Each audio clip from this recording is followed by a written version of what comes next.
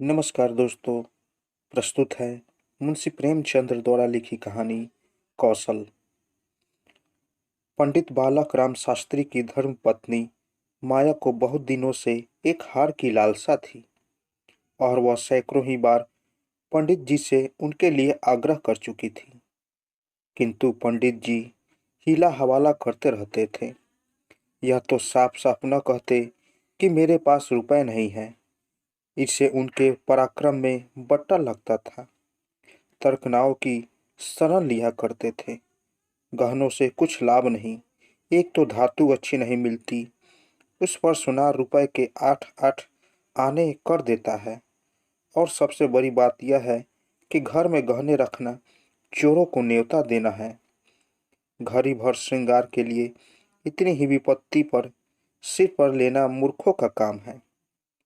बेचारी माया तर्कशास्त्र न पढ़ी थी, इन युक्तियों के सामने निरुत्तर हो जाती। परिजनों को देखती देखकर उसका जी ललचाया करता था। पर दुख किसे कहे। यदि पंडित जी ज्यादा मेहनत करने के योग्य होते तो यह मुश्किल आसान हो जाती, पर वे आलसी जीव थे। अधिकांश समय भोजन और विश्राम में व्यतीत किया करते थे। पंडित जी कटुतियाँ सुननी मंजूर थी, लेकिन निद्रा की मात्रा में कमी न कर सकते थे। एक दिन पंडित जी पाठशाला से आए तो देखा कि माया के गले में सोने का हार विराज रहा है। हार की चमक से उसकी मुख ज्योति चमक उठी थी। उन्होंने उसे कभी इतनी सुंदर न समझा था। पूछा, यह हार किसका है? माया बोली, पड़ोस में जो बाबूजी रहते हैं उनकी स्त्री का है। आज उनसे मिलने गई थी, यह हार देखा, बहुत पसंद आया, तुम्हें दिखाने के लिए पहनकर चली आई। बस ऐसा ही एक हार मुझे बनवा दो। पंडित जी दूसरे की चीज नाहक मांग लाई, कहीं चोरी हो जाए तो हार तो बनवाना ही पड़े, ऊपर से बदनामी भी हो।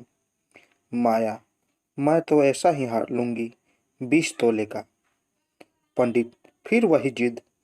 माया, जब सभी पहनती है तो मैं क्यों नहीं पहनूं? पंडित जी, सब कुएं में गिर पड़े तो तुम भी कुएं में गिर पड़ोगी। सोचो तो, इस वक्त इस हार के बनवाए में 600 रुपये लगेंगे। अगर 1 रुपये प्रति सैकड़ा भी ब्याज रख लिया जाए तो 5 वर्ष में 600 रुपये के लगभग 1000 रुपये हो जाएंगे। लेकिन 5 वर्ष में तुम्हारा हार मुश्किल से 300 रुपये का रह जाएगा।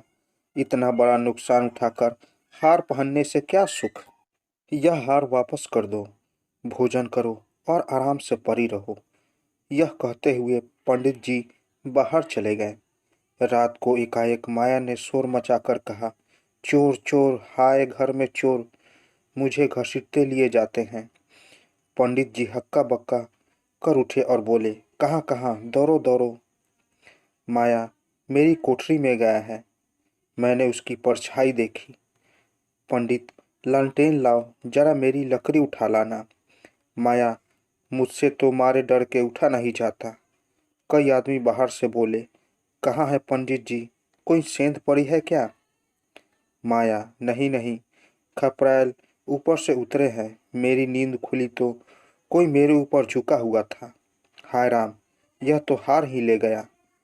पहने पहने सो गई थी, मुझे ये गले से निकाल। हाय भगवान। पंडित, तुमने हार उतार क्यों नहीं दिया था? माया, मैं क्या जानती थी कि आज ही यह मुसीबत गिर पड़ने वाली है। हाय भगवान। पंडित, अब हाय हाय करने से क्या होगा, अपने कर्मों को रो।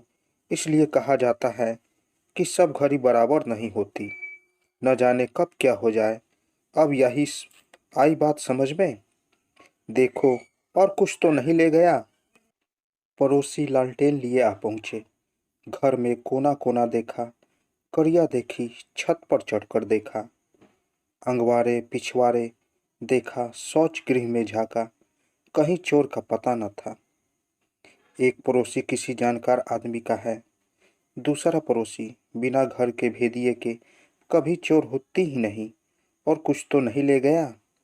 माया, और तो कुछ नहीं ले गया, बर्तन सब पड़े हुए हैं, संदूक भी बंद पड़े हुए हैं।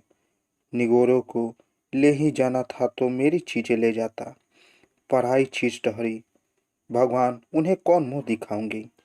पंडित, अब गहने का मजा मिल गया ना। माया, हाय भगवान, यह अपशब्द बदा था। पंडित, कितना समझा के हार गया, तुम मानी ना। बात की बात में 600 रुपये निकल गए। अब देखूं भगवान कैसे लाज रखते हैं। माया, अब आगे मेरे घर का एक एक तिनका चुन ले जाते तो मुझे इतना दुख न होता। अभी बेचारी ने नया ही बनवाया था। पंडित, खूब मालूम है, 20 तोले का था। माया, 20 ही तोले का तो कहती थी। पंडित, बधिया बैठ गई है क्या। माया, कह दूंगी घर में चोरी हो गई, क्या जान लेगी। अब उसके लिए कोई चोरी थोड़े ही करने जाएगा। पंडित, तुम्हारे घर से चीज गई है, तुम्हें ही देनी पड़ेगी। उन्हें इससे क्या प्रयोजन कि चोर ले गया या तुमने उठाकर रख लिया। पतियाएगी ही नहीं। माया, तो इतने रुपए कहाँ से आएंगे। पंडित, कहीं न कहीं से तो लाएंगे ही, नहीं तो लाज कैसे रहेगी। मगर कि तुमने बड़ी भूल की। माया, भगवान से मांगने की चीज भी न देखी गई, मुझे काल ने घेरा था। नहीं तो घड़ी भर गले में डाल लेने से ऐसा कौन सा दुख सुख मिल गया। मैं ही हूँ अभागिन। पंडित, अब पछताने और अपने को कोसने से क्या फायदा। चुप होके बैठो, पड़ोसी से कह देना घबराए नहीं, तुम्हारी चीज जब तक लौटा न देंगे तब तक हमें चैन न आएगा। पंडित बालक राम को अब नित्य ही चिंता रहने लगी कि किसी तरह हार बने। यो अटर टाट उलट देने से तो कोई बात नहीं थी, पड़ोसिन को संतोष ही करना पड़ता। ब्राह्मण से डांट कौन लेता, किंतु पंडित जी ब्राह्मणत्व के गौरव थे, इतने सस्ते दामों में न बेचना चाहते थे। आलस्य छोड़कर धनोपार्जन में दक्षित हो गए। 6 महीने तक उन्होंने दिन को दिन और रात को रात नहीं जाना। दोपहर को सोना छोड़ दिया, रात को भी बहुत देर तक जागते। पहले केवल एक पाठशाला में पढ़ाया करते थे, इसके सिवा वह ब्राह्मण के लिए खुले हुए 101 व्यवसायों में वह सभी को निंदनीय समझते थे। पर अब पाठशाला से आकर संध्या समय एक जगह भगवान की कथा कहने जाते, वहां से लौटकर 11-12 बजे रात तक जन्म कुंडलियाँ, वर्षफल आदि बनवाया करते। प्रातःकाल मंदिर के में दुर्गा जी का पाठ करते। माया, पंडित जी का अध्यवसाय देख देखकर कभी कभी पछताती कि कहाँ से कहाँ मैंने ये विपत्ति सिर ले ली। कहीं बीमार न पड़ जाए तो लेने के देने पड़े। उनका शरीर क्षीण होते देख उसे अब यह चिंता व्यथित करने लगी। यहाँ तक कि 5 महीने गुजर गए। एक दिन संध्यापक समय वह दिया बत्ती करने जा रही थी कि पंडित जी आए, जेब से पुड़िया निकालकर उसके सामने फेंक दी और बोले, लो, आज तुम्हारे ऋण से मुक्त हो गया। माया ने पुड़िया खोली तो उसमें सोने का हार था।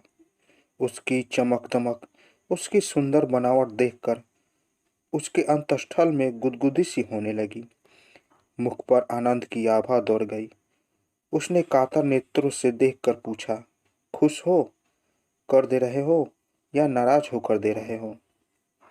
पंडित, इससे क्या मतलब, ऋण तो चुकाना ही पड़ेगा, चाहे खुशी से या नाखुशी से। माया, यह ऋण नहीं है। पंडित, और क्या है, बदला सही।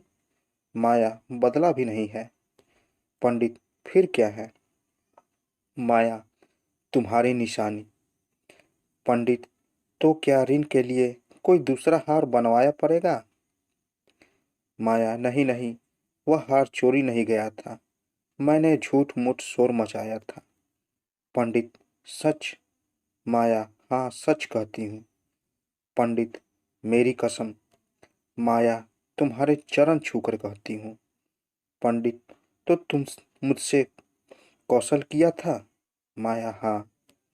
पंडित, तुम्हें मालूम है तुम्हारे कौशल का मुझे क्या मूल्य देना पड़ा? माया, क्या? 600 रुपये से ऊपर। पंडित, बहुत ऊपर। इसके लिए मुझे अपने आत्म स्वतंत्रता को बलिदान करना पड़ा। तो दोस्तों, कैसी लगी कहानी? अगर आप लोगों को मेरी कहानी अच्छी लगी हो तो मेरे चैनल को ज़रूर सब्सक्राइब करें और साथ साथ बेल आइकन को भी ज़रूर दबाएं ताकि मेरी कहानी सबसे पहले आप तक पहुंचे। तो दोस्तों, मिलते हैं एक नई कहानी के साथ एक नए वीडियो में। तब तक के लिए नमस्कार।